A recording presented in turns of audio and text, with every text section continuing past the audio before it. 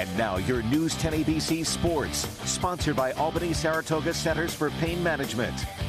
It's an overused cliche, but it rings true so often, especially with high school sports. Anything can happen in the postseason. The Burnt Hills-Ballston Lake boys lacrosse team entered sectionals with just a 5-11 record. Now they're the last remaining boys lacrosse team in Section 2. The Spartans made a remarkable run through the Class C tournament, upsetting the 2-seed Scotia Glenville before taking down Averill Park in a 12-11 championship game thriller to claim the program's 4th section title in the last 5 seasons. They carried that momentum right into the regional round of the state tournament, knocking off Section 10's Messina this past weekend to reach the Class C Final Four. From 5-11 to the state semifinals, this late season resurgence from Burnt Hills is something head coach Ian Schwan saw brewing a while ago. It's been a huge turnaround since May 1st. We had a really tough game against Gillen at the end of April, and the month of April, this team has 4 seniors and we have 8 juniors. We've lost 2 juniors to season-ending injuries, so we've spent most of the season with 12 upperclassmen and 11 underclassmen.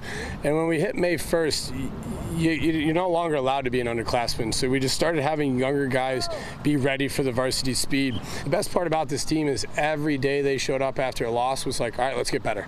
And now it's June 10th, and we're the last team playing lacrosse in Section 2, and we're playing for a Final Four tomorrow. So the guys have just figured out what it means to take pride in how to compete and pride in who they are, and just looking forward to what they've done.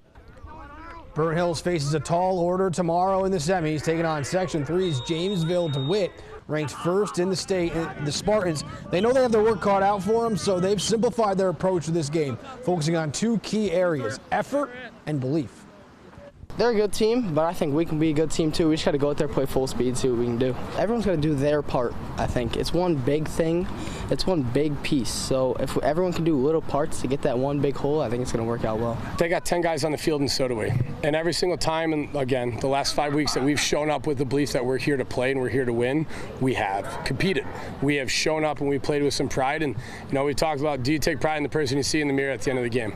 And that's kind of our message right now: is you better be able to look that person in the eye, and you don't want to regret not showing up. Are we willing to go out and play as hard as you can in every shift? And the last couple of games, I think we've started to do that, where guys are starting to come off the field a lot more exhausted than they normally are. And I think it's because they're going at a higher level and they're realizing, I have to do this if we're going to be successful. And let's show up and play, and let's give them everything we got. Opening faceoff from SUNY Cortland set for 3 o'clock.